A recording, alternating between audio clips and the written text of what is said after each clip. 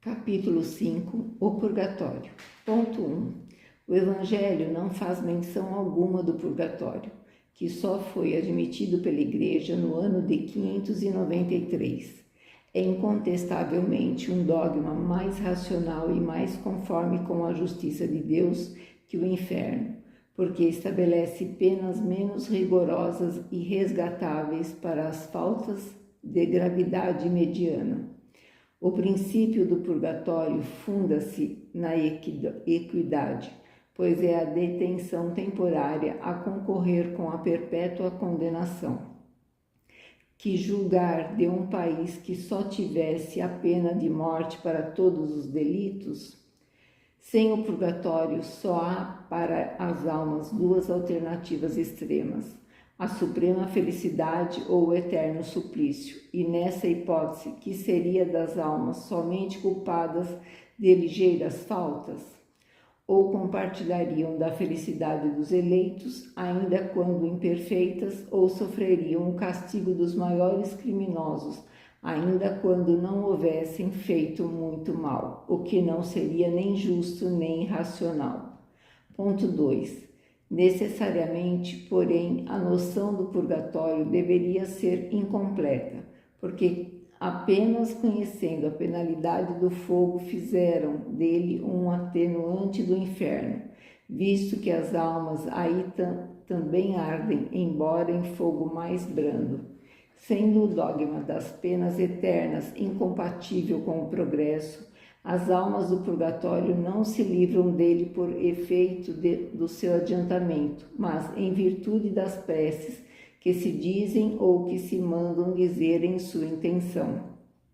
E se foi bom o primeiro pensamento, outro tanto não acontece quanto as consequências dele decorrentes pelos abusos que originaram as preces pagas, transformaram o purgatório em mina mais rendosa que o inferno.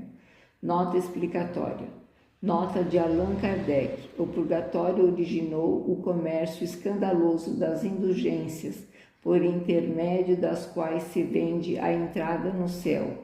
Este abuso foi a causa primária da reforma, levando Lutero a rejeitar o purgatório. Ponto 3. Jamais foram determinados e definidos claramente o lugar do purgatório e a natureza das penas aí sofridas. A nova revelação estava reservado o preenchimento dessa lacuna, explicando-nos a causa das terrenas misérias da vida, das quais só a pluralidade de existências poderiam mostrar-nos a justiça. Essas misérias decorrem necessariamente das imperfeições da alma, pois se esta fosse perfeita não cometeria faltas nem teria de sofrer-lhes as consequências. O homem que na terra fosse em absoluto sóbrio e moderado, por exemplo, não padeceria enfermidades oriundas de excessos.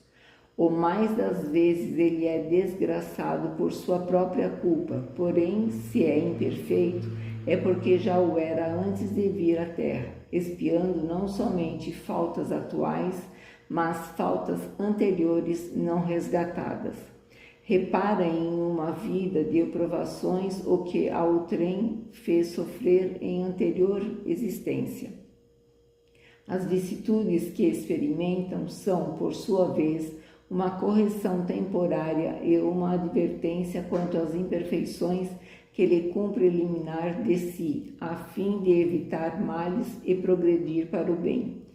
São para a alma lições da experiência rudes às vezes, mas tanto mais proveitosas para o futuro quanto profundas as impressões que deixam.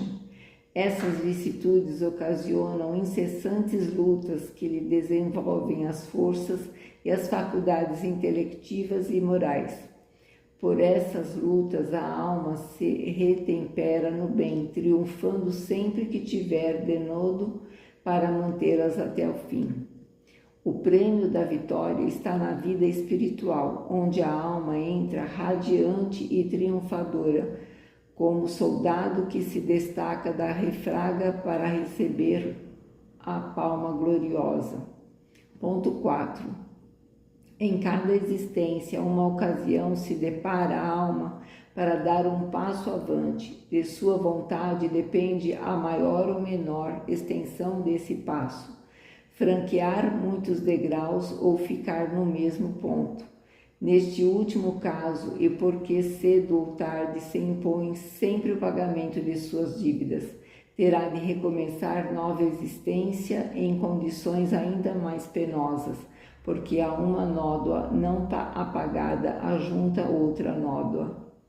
É, pois, nas sucessivas encarnações que a alma se despoja das suas imperfeições, que se purga, em uma palavra, até que esteja bastante pura para deixar os mundos de expiação pelos mundos felizes, e mais tarde esses para gozar da suprema felicidade. O purgatório não é, portanto, uma ideia vaga e incerta, é antes uma realidade material que vemos, tocamos e sentimos. Ele existe nos mundos de expiação como a terra, onde os homens expiam o passado e o presente, em proveito do futuro.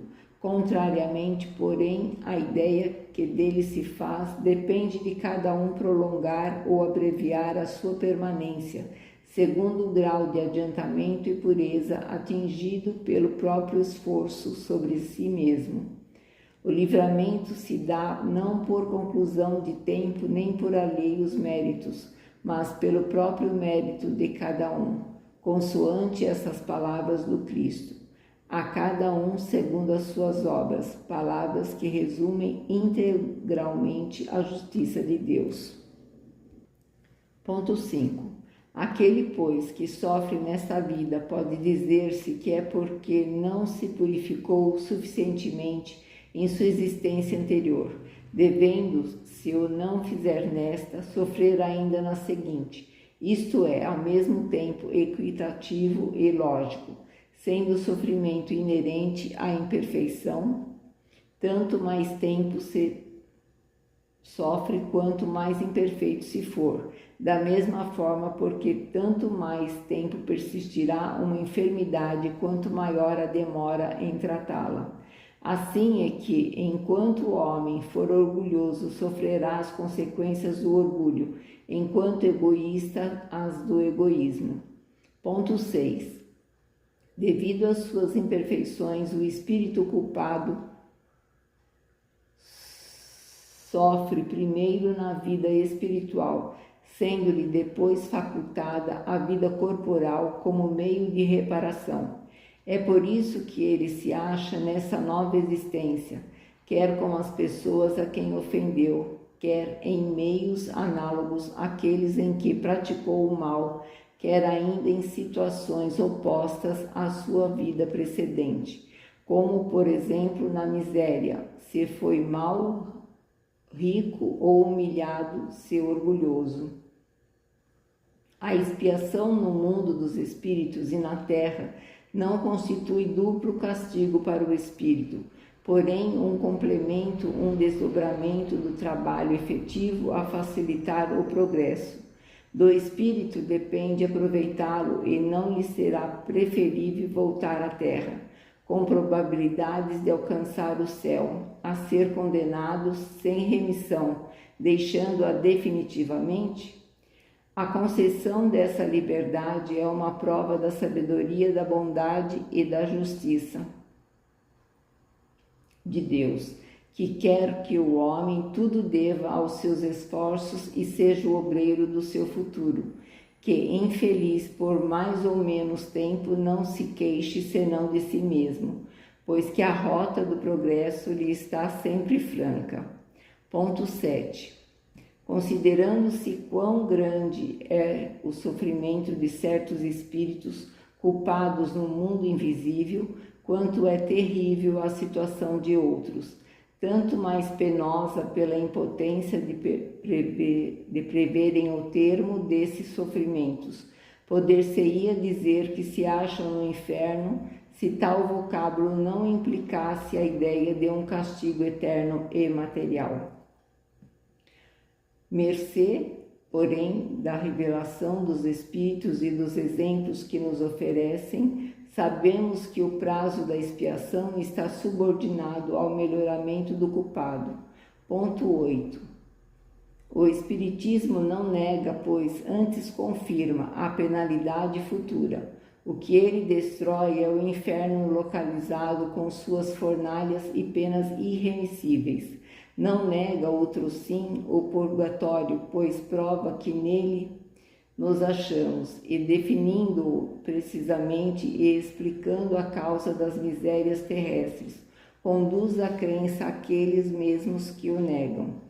Repele as preces pelos mortos? Ao contrário, visto que os espíritos sofredores as solicitam, eleva-as a um dever de caridade e demonstra a sua eficácia para os conduzir ao bem, e por esse meio abreviar-lhes os tormentos.